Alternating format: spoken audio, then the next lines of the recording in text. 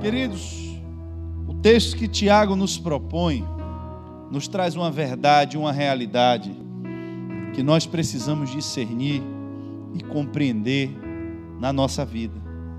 Eu quero começar lhe dizendo que temos visto muitas vezes um incentivo muito grande, para que possamos entender que nós podemos fazer os nossos projetos, os nossos planos, e como alguém que submete ali a esses projetos e esses planos a um gênio da lâmpada, eu usaria esse, para mim é o melhor exemplo.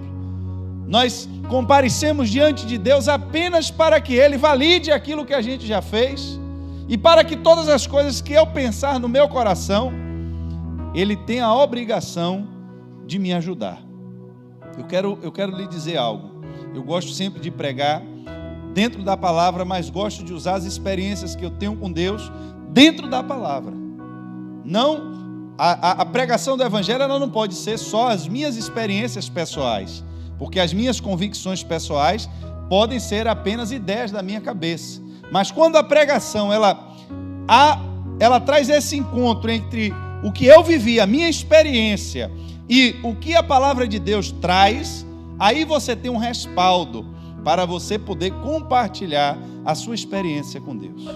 Eu uma vez resolvi marcar, eu liderava ali os jovens na sede, foi o primeiro projeto eu acho que a gente fez, e aprendi a lição.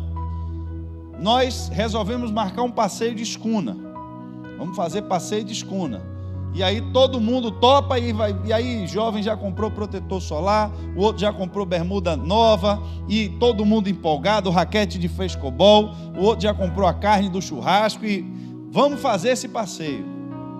Irmãos, quando a gente olhava a previsão dizendo que ia ser mil maravilhas, sol, rio 40 graus e por aí vai, e todo mundo empolgado.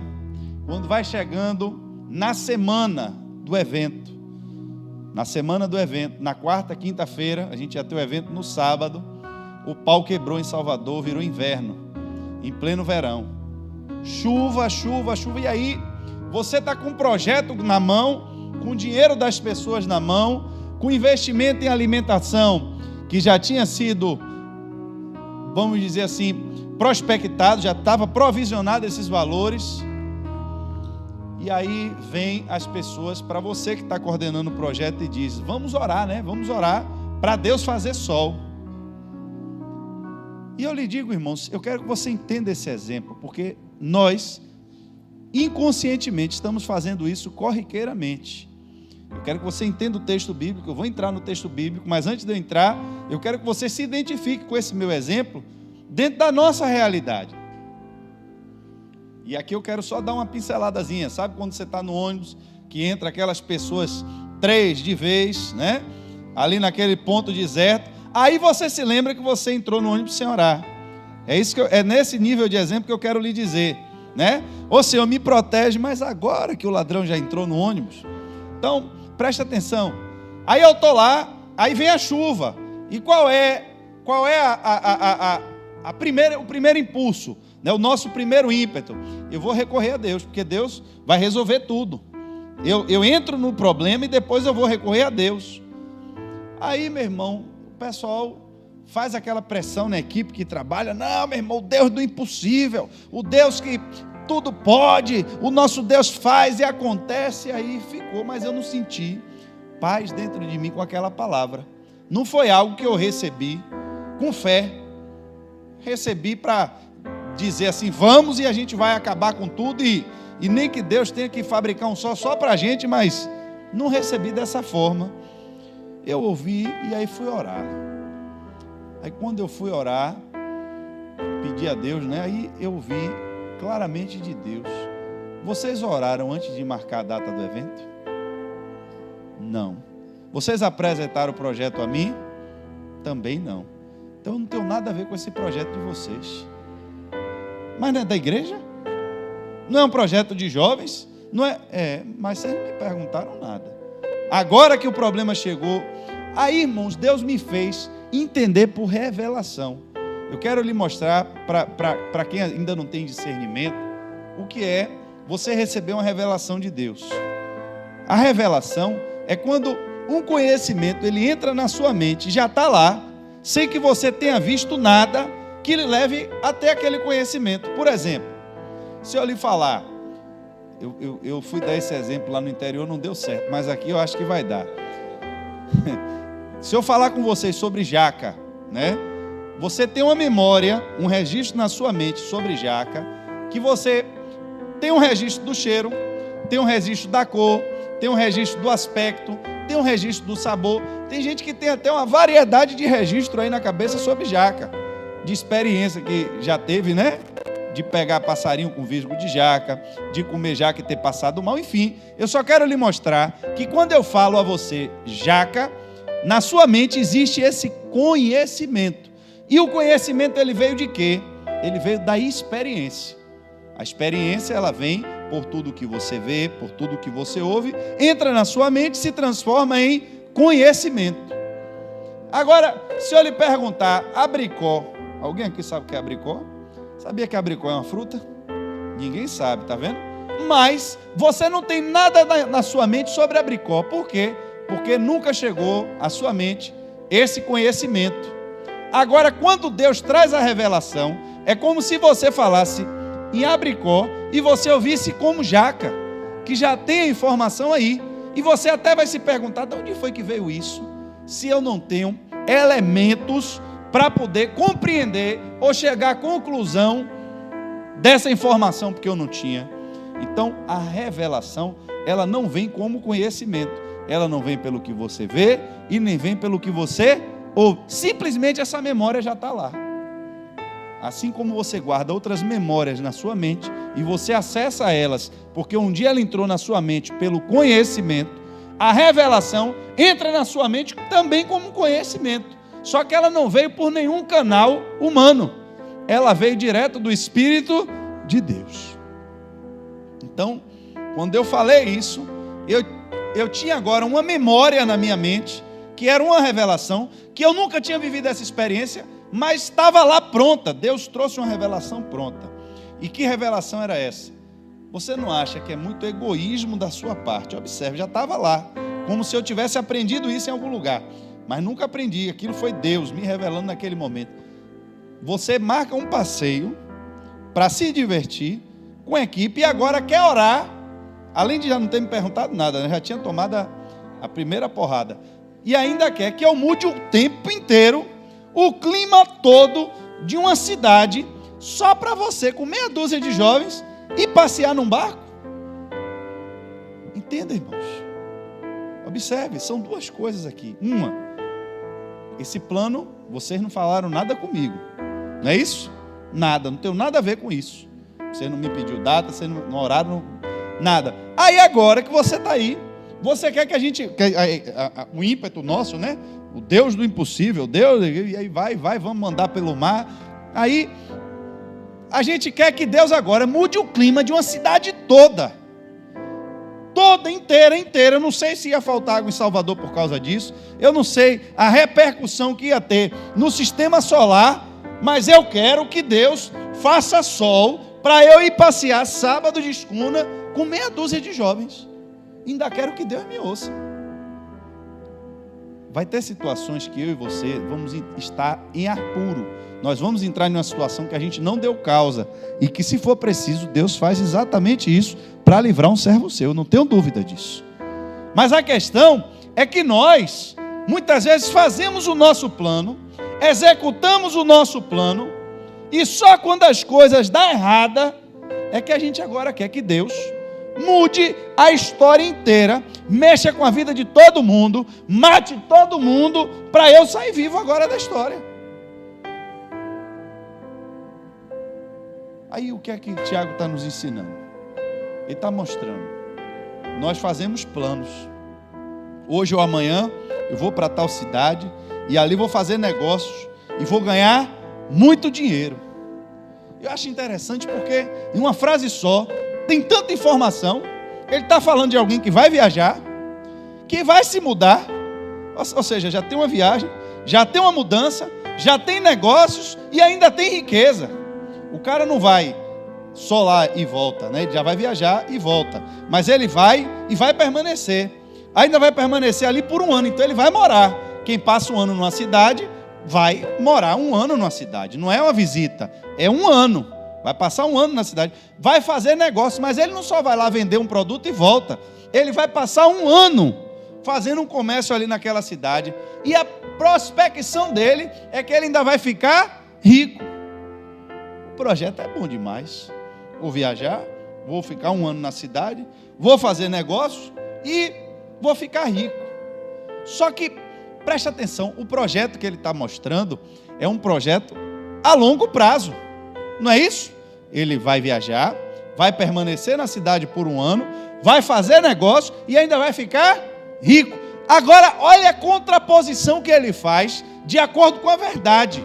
Porque isso, ele está falando o que vocês dizem, ou seja, ele está falando o que nós, seres humanos, pessoas, projetamos. A nossa mente funciona assim: eu vou fazer isso, e aí depois vai acontecer isso, e vai acular, e eu vou ganhar dinheiro, e vou ficar rico. Pois bem, só que a brevidade das coisas, ele traz para amanhã. Ele não está falando aqui de um ano, não está falando de outra cidade, ele só está falando assim, ó: vocês nem sabem o que vai ser da sua vida amanhã. Olha que contraposição. Eu estou fazendo plano para um ano, estou fazendo plano para uma cidade, estou fazendo plano para uma mudança, estou fazendo plano para abrir um negócio, estou fazendo plano para ganhar muito dinheiro. Só que ele pede a mim e a você nessa noite: parem um minuto, reflitam, o que é que será da sua vida amanhã?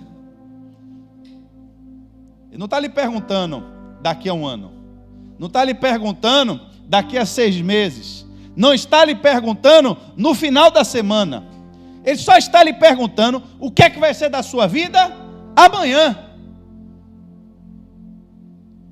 E da mesma forma, irmãos, que nós projetamos a nossa vida inteira, projetamos coisas da nossa vida a longo prazo, nós muitas vezes vacilamos na nossa caminhada e permitimos que em alguns momentos da nossa vida nós estejamos vulneráveis ao inimigo, estejamos despreparados para se o Senhor nos chamar. Por quê? Porque os nossos projetos, irmãos, na nossa cabeça a gente vai viver a vida inteira. Na nossa concepção, ninguém lucidamente fica pensando: eu vou morrer amanhã. Ninguém pensa, a não ser que alguém já esteja com algum problema na mente. Mas a mente da gente, ela é programada para isso, para que a gente faça planos, para que a gente: eu vou vender esse carro, vou comprar um melhor, e aí depois eu vou botar outro, e vou botar outra pessoa para trabalhar para mim, e vou não sei o quê, e aí tome-lhe plano, tome-lhe projeto. Só que quando eu começo a fazer esses projetos, irmãos, eu me esqueço do dia de amanhã. Eu me esqueço que hoje eu estou vivo e amanhã eu posso não estar. Eu me esqueço que a minha vida, como ele diz, é como uma neblina, e ainda não é qualquer neblina, é uma neblina passageira, que aparece por algum tempo e logo depois desaparece. Aí ele me diz: então vocês deveriam ver as coisas de outra forma. Veja, se Deus quiser, o que é que ele está me ensinando aqui? A primeira lição: não importa o que seja em sua vida, sempre coloque Deus em primeiro lugar. Entendam isso. O que é colocar Deus em primeiro lugar? Já aprendi. Eu lembro do pastor Cássio. Pastor Cássio disse que botava um pacote de 50 quilos de maconha nas costas, e aí: Deus, o Senhor vai me levar e vai me trazer. Ele deu risada até aqui contando essa história.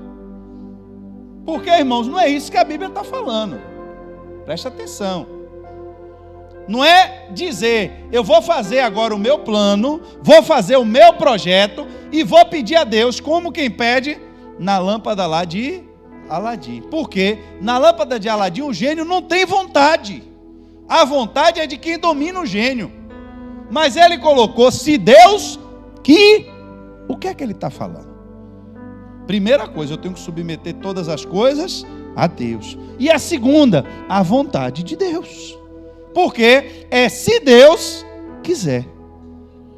Agora eu quero lhe dizer algo. O se Deus, entenda, eu quero que você entenda aqui os dois pontos. Não fique voando na história.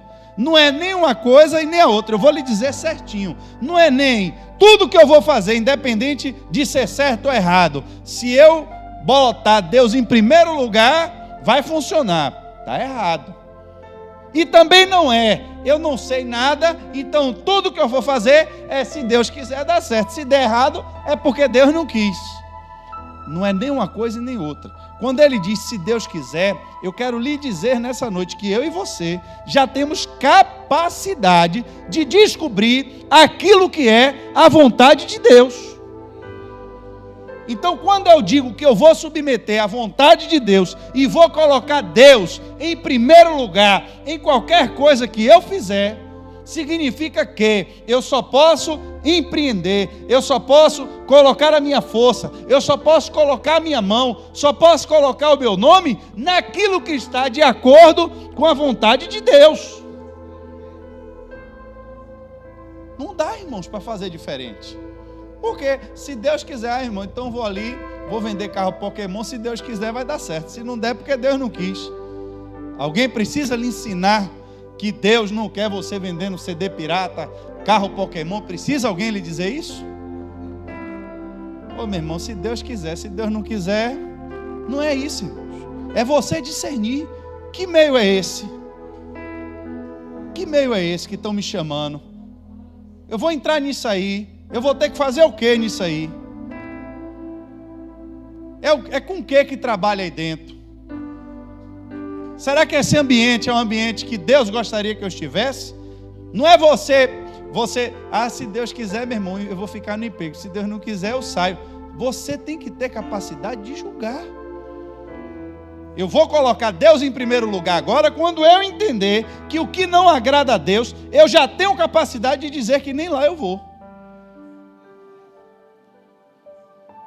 Porque não é simplesmente dizer, eu vou para tal lugar, vou fazer negócio, vou ganhar dinheiro e acabou.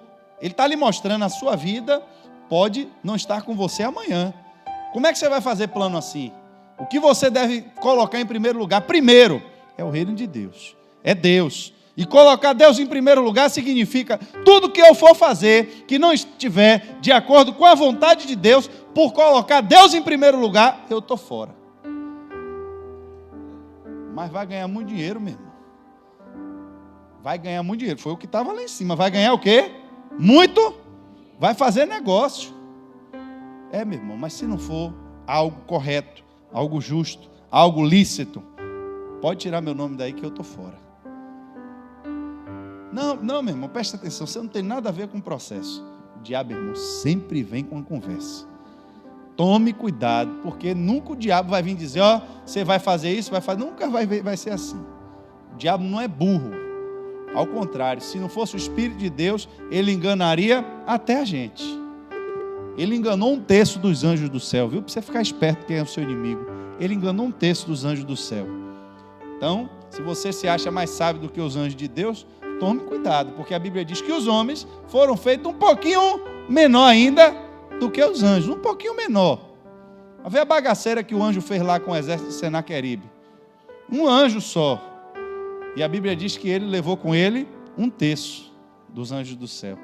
Irmãos, o diabo vai chegar para você e dizer assim, meu irmão, você não tem nada a ver com isso aqui, você não entra em nada. Você vai ficar aqui só no financeiro da empresa, e aí vai chegar aqui o dinheiro, você paga, mas é o que trabalha? Não, fique tranquilo que aqui é assim, ó. É porque o governo rouba a gente, então a gente tem que dar um jeito aqui, entendeu? Aí vem uns carros aqui diferentes, a gente aqui trabalha com reciclagem, então vai cortar os carros, aí a gente vende as peças do carro cortado. Mas isso é carro roubado? Não, isso é carro de seguro. Aí você vê chegar os carros tudo brilhando, novinho, sem batida, sem nada. Peraí, irmão, você não... Não, mas ele me disse que o carro era de seguro. Às vezes a gente quer ser enganado. Quando a gente quer ser convencido do erro, para a gente se fingir de cego.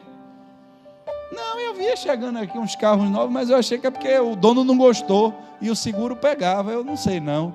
Você acha que quando a polícia chegar no local lá do desmanche, Você acha que você não vai junto também, não?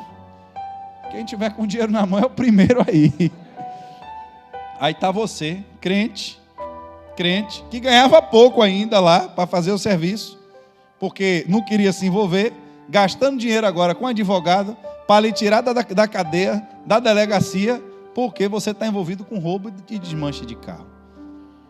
Meu pai contava uma história que aconteceu lá na igreja que ele tomava conta. Disse que um irmão chegou para ele e falou: pastor, tem um rapaz aí, pastor, que está vendendo umas radiolas, do tempo de meu pai, não é do meu não. Umas radiolas, beleza aí, pastor, é 3 em 1. Meu irmão, rapaz, o cara é 10, e é disco, é fita e é MFM. Aí meu pai disse: rapaz, esse negócio tem coisa errada, irmão, abra seu olho. Que nada, pastor, isso aqui é coisa de Deus, o homem é certo. Tá bom. Resultado, o cara roubava o 3 em 1, a delegacia, o policial foi na casa do cara, e aí disse: bora, meu irmão, você roubou o negócio da casa de fulano, aí você vai ter que dar conta. Ele disse: eu vendi ao crente. Aí vai a viatura com o cara na mala para a casa do crente. Chegou lá, está o 3 em 1 lá mesmo, né? O policial disse: não, mas esse usado ele não quer não. Ele agora quer o novo da loja. Você vai ter que comprar um novo e dar o cara, para você não ser fichado. E cadê o resto das coisas? A TV e o videocassete?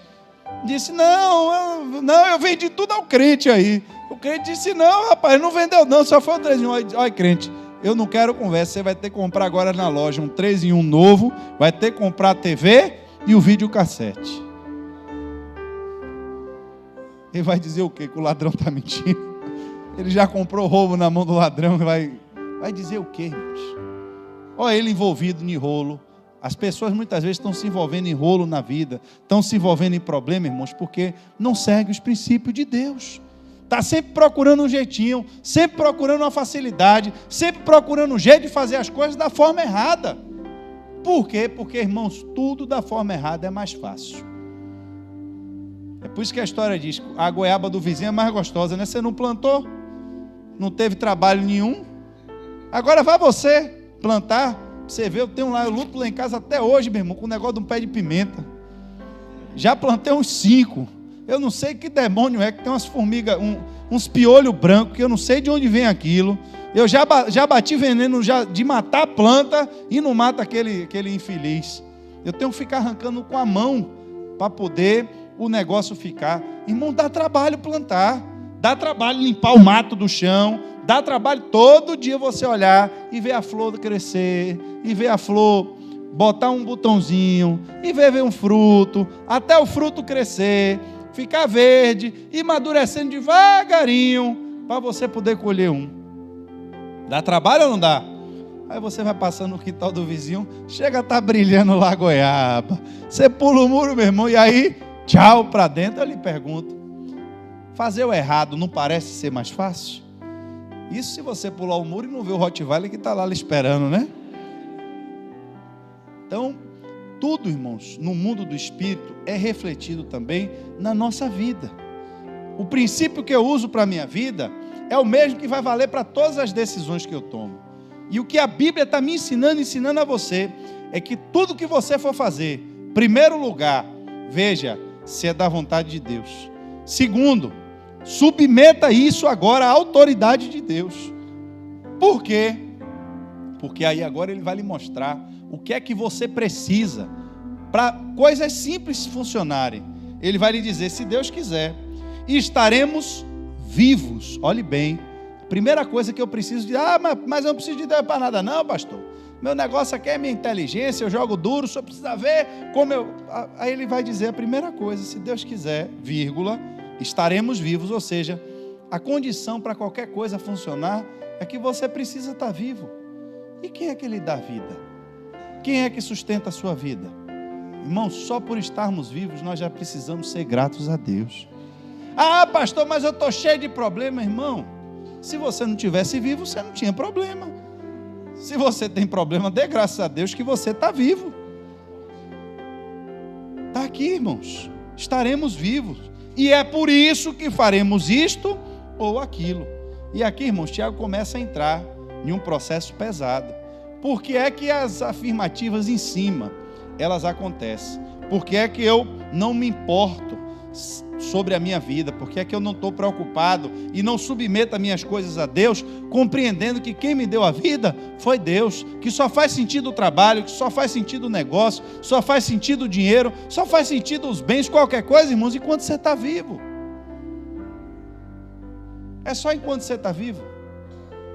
Você morreu, nem a roupa do seu corpo você vai carregar. Nada você leva daqui. É por isso que a Bíblia diz, se alguém lhe pedir a túnica, entregue. Por quê? Porque se já pensou você resistir, ficar com a túnica, e se amanhã você morrer?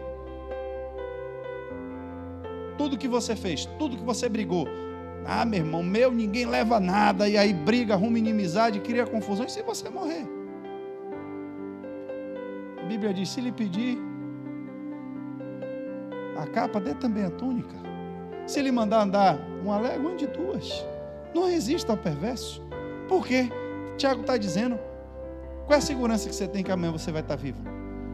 Quantas pessoas, irmãos, criando problema, confusão, briga, chatice, cheio de confusão com os outros, e ninguém presta, e não sei o quê. E se você morrer amanhã? Quando você chegar lá no céu, qual é o registro que tem lá no céu sobre você? Crente encrenqueiro, fuxiqueiro, desonesto, caloteiro. Já pensou, irmãos? Deus, mas eu ia pagar, estava esperando só a oportunidade. Que dia? Golpista, está lá o nome. Irmãos, a gente tem que tomar cuidado, porque a oportunidade que a gente tem de consertar as coisas é enquanto a gente está vivo. Deus dá a oportunidade de se salvar enquanto o homem está vivo. Depois que o homem morrer, irmãos, amanhã eu estou fazendo um plano para um ano e Tiago está me perguntando a mim e a você, e amanhã você vai estar vivo? Então faça o seguinte, vai fazer um plano, quer comprar um terreno, quer construir uma casa, primeira coisa, vamos submeter isso a Deus, vamos ver a vontade de Deus. Segundo, vamos já ser gratos a Deus, porque a gente precisa estar vivo para fazer qualquer coisa. Porque o que não vem dessa forma, irmãos, ele vai dizer, é porque vem por fruto de pecado. E orgulho, irmãos, é pecado. É o que ele está falando aqui. Vocês são orgulhosos e vivem se gabando. Todo esse orgulho é mau. O que é orgulho? Orgulho, irmãos, eu vou lhe falar, a Bíblia tem uma passagem que a gente às vezes passa bem despercebida. Mas duas, na verdade. A Bíblia diz que Herodes teve um tempo de fartura bem grande. E Herodes chega como é que eu posso falar? Na varanda, né? Como se fosse ali, não sei quem já viu na televisão Vaticano, tem aquela praça gigante, que às vezes o Papa aparece ali para falar e a multidão toda vê ali embaixo, né? Tem um nome que dá aquele... É como se fosse uma sacada de uma varanda ali, mas de um palácio, de um lugar alto. A Bíblia diz que Herodes, meu irmão, fez um discurso tão potente, tão violento, que o pessoal diz assim, rapaz, isso aí não é um homem falando não, isso aí é Deus. A Bíblia diz, ele não deu glória a Deus, morreu na hora, irmãos. O julgamento de Herodes, preste atenção, eu quero que você entenda isso, porque a gente vai viver na vida, e a gente acha, eu estou querendo quebrar isso na sua mente, que pecador é o que bebe e que fuma. Eu não bebo, não fumo, sou crente. Irmão, não é assim. Tem pecados que a gente precisa entender que pecado é esse. Porque Herodes, qual foi o pecado dele? Que Deus, a gente lembra de Sodoma e Gomorra, né? Que Deus fez juízo com eles em vida. Lembra ou não lembra? Que Deus fez o fogo e aí caiu, a mulher de Ló virou sal, isso aí todo mundo lembra.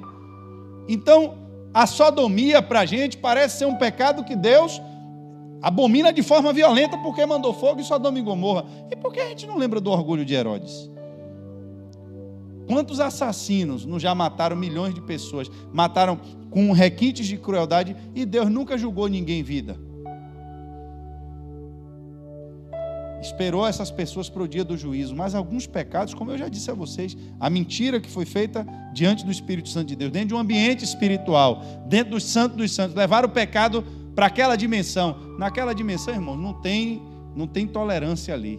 Ali mexeram no que é mais santo diante de Deus, morreram fulminados porque pecaram, não foi em qualquer lugar que eles pecaram diante do Espírito Santo de Deus. Não tinha perdão, morreu, fulminado dentro da igreja. Deus executou juízo em vida, não foi depois da morte, morreram, o juízo de Deus veio sobre eles ainda em vida. E Herodes chega no palácio, E aí faz o discurso, o povo diz, rapaz, isso não é um homem falando, não. Isso aí é voz de Deus. A Bíblia diz, Herodes morreu na hora, comido de bicho, porque não deu glória a Deus. Na hora, o juízo de Deus veio na hora, irmãos. Ah, pastor, foi um caso isolado na Bíblia? Não. Vá ver Nabucodonosor. Nabucodonosor, ele primeiro teve a visão. Aí ele mostra Daniel, né, da árvore, aquela coisa toda. Aí Daniel diz, olha rei, Deus está lhe dando uma chance, para que o senhor viva humildemente. O senhor tome cuidado. A Bíblia diz que ele ficou quietinho um tempo. Daqui a pouco, meu irmão, ele chega na varanda de noite. Esse negócio de varanda é um problema, viu? Davi que o diga. Ele olha e olha o pecado, olha qual foi o pecado. Será que essa não é a grande Babilônia que eu fiz para a glória do meu nome? Olha, tem muita gente, preste atenção, se você for ministrado pelo Espírito Santo de Deus, nesse sentido na sua vida, eu vou lhe pedir, em nome de Jesus, se humilhe diante de Deus, peça para que Ele tire isso do seu coração, que um dos pecados mais difíceis de se tratar é o orgulho. Por quê, pastor? Foi o pecado de Satanás, o primeiro pecado que existiu na história. Ele não foi cometido nem na terra, foi cometido no céu. Subirei acima do trono do Altíssimo e colocarei o meu trono lá. Por quê? Porque eu sou bom demais, porque eu sou melhor do que todo mundo. Pecado de Satanás, irmãos. Esse é o pecado. O pecado original do homem é a desobediência, né, da fruta, mas o pecado original de todos, o primeiro, foi o orgulho. A Bíblia diz: o orgulho precede a ruína. O orgulhoso, Deus se opõe a ele. Você já pensou, irmão, você fazer as coisas com Deus se opondo a você? Porque quando o diabo está contra você, você clama a Deus. E quando é Deus que está contra você, você vai clamar a quem? Deus se opõe ao orgulhoso, ele se coloca contra. Por quê? E aí é esse o risco que eu quero que você entenda. Às vezes nós olhamos para a obra da nossa mão, olhamos para aquilo que a gente conquistou, olhamos de onde nós saímos. Nós fomos humildes, fomos pobres, batalhamos na vida, corremos atrás, conquistamos. E às vezes eu olho para a minha própria condição hoje e eu olho para aquilo e me orgulho disso. Quando eu me orgulho disso, irmãos, eu esqueço que quem me deu a vida para conseguir tudo isso foi Deus. Quem me esforçou foi Deus. Quem me deu saúde para chegar onde eu cheguei foi Deus. Quantas pessoas não tiveram mais força de vontade do que você, tiveram mais empenho do que você, e pela vida apareceu uma enfermidade, apareceu uma doença na família, em algum familiar, apareceu alguma circunstância e tirou essa pessoa de circuito. Quem fez que você chegasse aonde você chegou? Quem permitiu que você tivesse vida até o dia de hoje? Como é que eu vou olhar, irmãos, para a minha própria mão e vou dizer que foi a minha mão que me deu isso? Como é que eu vou olhar para meu próprio esforço? E aí qual é o risco disso tudo? É que quando eu projeto a minha obra em mim mesmo, porque a obra é a expressão sua. Quando você vê algo que você fez, você se sente parte daquilo. Então você se projeta no que você tem. E você agora começa a ter medo de perder. E quando eu tenho medo de perder o que eu já conquistei, eu coloco o meu coração nisso. E quando eu coloco o meu coração nisso, eu tiro o meu coração de Deus. Meu coração se torna orgulhoso, se torna vaidoso. Mas pastor, eu não ando comprando roupa cara, não ando... É exatamente por isso mesmo, você não faz isso para não gastar dinheiro. Porque você podia andar com a roupa melhor, você podia comer melhor, você podia viver melhor. E não faz por quê? Porque você está fazendo plano ainda para 10 anos. Você está fazendo plano para quando você ficar velho. E está se esquecendo que você deixou de viver o dia de hoje talvez em uma condição melhor. E amanhã você pode não estar vivo. Então, pastor, vamos gastar o dinheiro todo.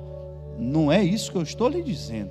Se você entender também qual é a vontade de Deus e o que Deus lhe ensina a respeito de administração de finanças, Deus vai lhe dizer que ninguém vai construir uma casa sem saber se tem dinheiro ou não para construir. O que é que Ele está lhe dizendo? Que você só pode gastar aquilo que você também pode. Mas eu tenho que ter um equilíbrio. E o risco e o que a gente está falando hoje aqui é sobre orgulho. Irmãos, eu conheci pessoas. Eu conheço. Pessoas que têm muito dinheiro e vivem na miséria. Eu acho que esse é o mais miserável até do que o que não teve porque não pôde. Porque o que traz prazer à vida dessas pessoas é só admirar e contemplar as suas riquezas. Pessoas que se privam de comer bem, de viver bem, porque o ídolo deles se tornou o dinheiro. E seguem a Deus. Olha agora que terrível isso. E se submetem a Deus em um temor, para ver se Deus ajuda ele não perder o que ele tem. Eles contam, eles querem a ajuda de Deus, mas não é para adorar a Deus, é para Deus não permitir que o inimigo venha e tome o que ele tem. Olha que risco terrível. Eu vou ser obediente a Deus, vou fazer tudo o que Deus quer. Para quê? Para ninguém tomar o que eu tenho. Porque, meu irmão, se eu vacilar aqui com Deus, o diabo vem e vai tomar tudo que eu construí. Será que esse tipo de relacionamento que a gente tem com Deus é sadio? Ou isso só está escondendo e mascarando o orgulho que eu tenho no coração? E aí, irmãos, eu tenho que tomar cuidado. Provérbios 16, do 1 ao 3, diz assim: as pessoas podem fazer planos, porém é o Senhor quem dá a última palavra. Você pode pensar que tudo que você faz é certo, mas o Senhor julga as intenções. Peça a Deus que abençoe os seus planos e eles darão certo. Peça a Deus, submeta a Deus, compreenda pela palavra. Se a minha palavra, se eu estiver em mim e eu estiver em vós, pedirei ao Pai tudo que quiseres. Você vai pedir tudo o que você quiser. Por quê? Porque quando as palavras estiverem em você, você vai entender o que é que Deus quer, para qual é o propósito das coisas de Deus. Quando ele fala no final, todo o que comete pecado, a pessoa que sabe fazer o bem e não faz. Parece que a gente aqui está falando só de alguém que vai cometer um pecado por omissão, ou seja, vou deixar de fazer o bem. Não é isso. Quem sabe fazer o bem e não faz, ele já está dizendo, você já está fazendo o mal. Porque essa palavra bem aqui, o significado dela no grego, na origem dessa palavra aqui, é você entender algo moralmente bom. Algo moralmente bom. Então, é o contrário do mal. Quem sabe fazer o bem e não faz, ou seja, bem e mal aqui, e não faz. Eu não posso entender, irmãos, esse versículo fora de todo o contexto que eu acabei de ler, porque está na mesma seção da Bíblia. O que é que ele quer me dizer a mim e a você? Que nós entendemos e compreendemos a forma certa de fazer as coisas, a forma moralmente correta, a forma de entendermos o que Deus espera de nós. E quando eu sei o que é certo, quando eu sei a forma correta de fazer, quando eu sei aquilo que Deus trouxe como verdade, e eu opto por não fazer dessa forma, a Bíblia diz que eu estou cometendo um pecado. Porque ao não fazer o bem, automaticamente eu já estou fazendo o mal. Tem uma forma certa de eu conduzir a minha vida, tem uma forma certa de eu fazer os meus negócios, tem uma forma, irmãos, sabe o que é que eu mais tenho visto ao longo dessa vida de ver coisa dentro de igreja? Mas, irmão, isso é certo, certo, tão certo como eu sei que o sol vai nascer amanhã. Você, quem tem aí mais de 10 anos de vida aí, quem aí? Levanta a mão aí, todo mundo já aqui pelo menos. Alguém tem menos de 10 anos aqui nesse auditório hoje? Não, ninguém, né? Por que é que você tem tanta certeza que o sol vai nascer amanhã? Porque todos os dias da sua vida, até hoje, você sabe que todo dia fica noite, mas amanhã o sol vem. A sua experiência já não deixa dúvida para você, que você vai dormir confiante que vai acordar e vai estar o sol. É verdade ou é mentira? E eu digo com essa mesma certeza, pela mesma experiência de vida que você tem, vendo o sol nascer. Eu nunca vi um negócio, irmão, acontecer tanto, como gente chegar na igreja na miséria. Estou falando chegar meieiro, não. Estou falando chegar enrolado mesmo. Todo endividado, todo atribulado, todo perturbado. E aí começa a buscar Deus. A Bíblia diz que Deus é bom, irmãos. Esses dias aqui a gente falou, né? Que Deus ele é em excesso. A medida de Deus, como é? A misericórdia de Deus é abundante. Ele anda cheio. Está transbordando. Até para quem não merece, Ele dá. Porque Ele é rico em misericórdia. A palavra era essa. É rico em misericórdia. Quem é rico tem sobrando. Dá até quem não precisa. Rico em miséria. E Deus começa a abençoar. Aí abençoa o negócio, abençoa as fazendas, né? Aí abençoa o trabalho.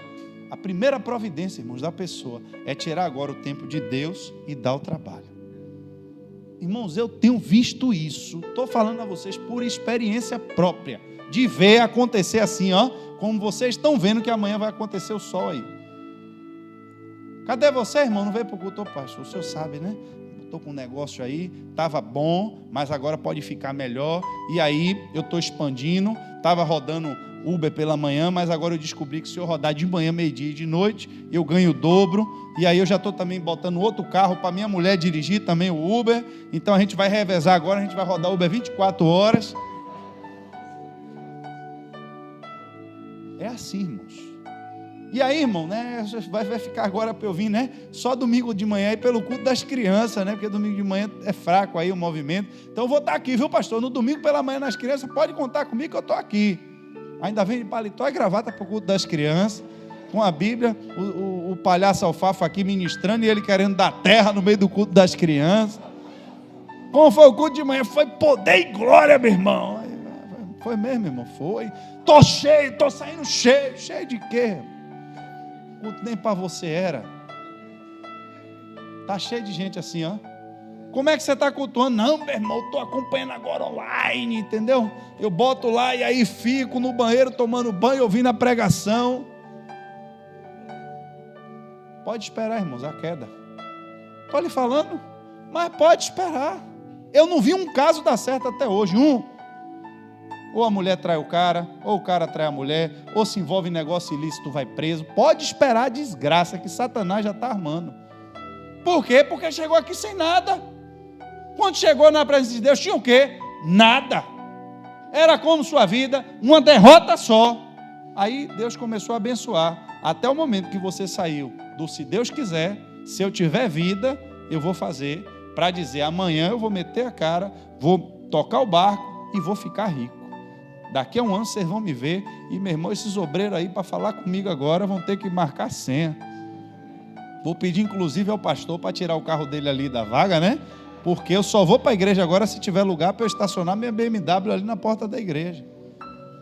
Ó, irmãos, eu vou pedir desculpa a vocês, mas eu estou saindo aqui da igreja, porque essa igreja não me comporta mais. Eu preciso de uma estrutura acústica, porque meus ouvidos, o médico já disse que eu estou tendo perda auditiva, porque esse som está me ensurdecendo, e isso pode me trazer transtornos na minha... É assim, irmãos. Estou dando exemplo besta aqui, mas pode esperar que o resultado é esse sempre. Você vai trocar Deus por aquilo que Ele lhe deu. É pelo trabalho, é pela faculdade, é pela fama, é por tanta infelicidade. E lá na frente, se tiver vida, vai olhar para trás, quando estiver sentado comendo comida de porco, e vai dizer, eu vivi um período mesmo que eu botei para quebrar, meu irmão. Porque a experiência que aquele menino teve não foi brincadeira, não, era festa, reggae, e o que você pensar todo dia, na casa do pai não tinha aquela bandalheira que ele viveu, não. Botou para quebrar mesmo.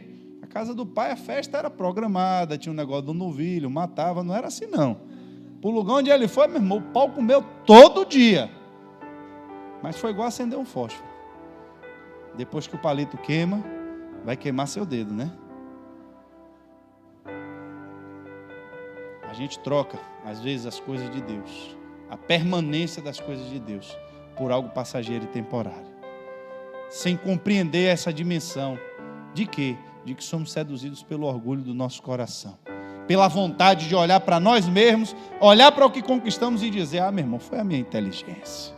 Isso aqui, meu irmão, é porque quando eu pego no instrumento, rapaz, igreja, para mim tocar aqui em igreja, meu irmão, agora está por fora. Eu vou concorrer agora onde o nível é mais pesado, né? Pode esperar, irmãos, o chão de detergente ali com sabão em pó, que você vai descer o tobogã do Silvio Santos, rapidinho vai cair lá embaixo. E vou finalizar com um versículo que diz assim, para você entender que às vezes Deus está falando na igreja, que nós precisamos compreender as coisas pela revelação do Espírito. Olha o que Davi diz no Salmo 19, do 12 ao 13, quem pode ver os seus próprios erros? Purifica-me, Senhor, das faltas que eu cometo sem perceber. Tem pecado que eu cometo que eu nem percebo. mas livre-me também dos pecados que eu cometo por vontade própria, e não permita que eles me dominem. Assim eu serei uma pessoa direita, e ficarei livre do grave pecado da desobediência ao Senhor. O maior pecado de todos, não importa qual seja deles, Davi não deu nome. Fique de pé nessa noite. Ele não deu nome ao pecado. Me livre do pecado da prostituição, me livre do pecado do adultério. Não. Para mim, pecado já é o suficiente, que eu quero que o Senhor me livre. Se eu tiver que cometer qualquer coisa que seja em desobediência ao Senhor, o que é que nós vamos fazer? Vamos consultar o Senhor. A Bíblia diz que Davi, ele resolve lutar contra o povo de Deus. Enquanto ele se colocou em posição contrária ao povo de Deus, a sua família e a sua casa ficou desprotegida. Preste atenção. Mas não era o rei Saul que queria matar ele? Era. Mas quando ele se colocou do lado do exército inimigo e disse: agora eu vou lutar e vou matar o povo de Deus, a casa e a família dele ficaram desprotegidos. Os inimigos vieram e levaram todo mundo. Aí o inimigo disse: agora eu também não lhe quero mais não, vá-se embora daqui. Não, meu irmão, eu vim lutar aqui contra o povo de Deus, não quero você aqui, vai embora. Quando ele volta em casa, não tinha mais ninguém. Levaram suas mulheres, seus filhos, seus bens, ainda tocaram fogo na cidade dele. A Bíblia diz, o povo disse que agora ia matar Davi. Antes de matar Davi, Davi disse: ainda tem uma coisa que eu posso fazer, eu vou consultar o Senhor. Ainda tem sacerdote aqui para eu consultar o Senhor? Não sei se estão querendo lhe matar, irmão, não sei qual é o problema que você está metido, mas quando Davi viu que não tinha mais saída para nada: espera aí, meu irmão, antes de vocês me matarem, deixa eu só fazer mais uma coisa aqui, deixa eu consultar o Senhor. No YouTube tem um testemunho que eu vi pessoalmente, do pastor Salomão Fernandes, ex-Nando da guitarra. Quem tiver curiosidade de ver esse testemunho, ele conta que os caras foram matar ele dentro da casa dele. Ele não era crente, não era nada, mas a mãe dele era. E quando os caras vieram matar ele, disseram: pô, meu irmão, você vai fazer esse último pedido, que agora a gente vai lhe matar aqui. Ele disse que na hora se lembrou da mãe dele, ficou de joelho e começou a orar: Deus da minha mãe, se o Senhor existe e me livrar dessa, eu vou servir ao Senhor. Ele disse que ficou esperando a zoada das balas e nada de tiro. Quando ele abriu o olho, que olhou, disse que viu um fazendo sinal para o outro, perguntando: esse cara é crente? Eu disse: rapaz, não sei não. Ele disse que com cabelo grande, roupa de roqueiro, todo atribulado, disse que um disse para o outro: eu não mato crente não. Não mato crente não. Então bora embora. Disse que pegaram, entraram no carro e foram embora. Esse homem hoje é um pastor. O testemunho dele está no YouTube. Conheci ele pessoalmente. Um homem de Deus. Porque um dia ele fez uma ação simples: vou submeter agora tudo o que eu tenho na minha vida agora. Me dê só uma última opção. O que é que você vai fazer? Eu vou consultar o Senhor. Deixa eu consultar o Senhor. Deixa eu saber o que é que o Senhor quer. Não faça nada, irmãos. Não tome decisão. Não se meta em compromisso. Não assuma responsabilidade sem antes consultar o Senhor. Entenda que sem vida você não pode fazer nada. Não adianta você querer mover o céu, a terra, entrar em trambique, em falcatrua, o que você pensar para você ficar rico, porque você não sabe se amanhã você vai estar nem vivo. Não adianta você correr e comer o pão de dores e se acabar todo, se destruir todo, se você não sabe se amanhã você vai estar vivo. Que possamos dar graças a Deus pelo dia de hoje, por tudo que Ele já nos deu hoje, porque eu tenho certeza que cada um de vocês que estão aqui, o pão de cada dia Ele deu a cada um de vocês hoje. Feche seus olhos, Pai, estamos...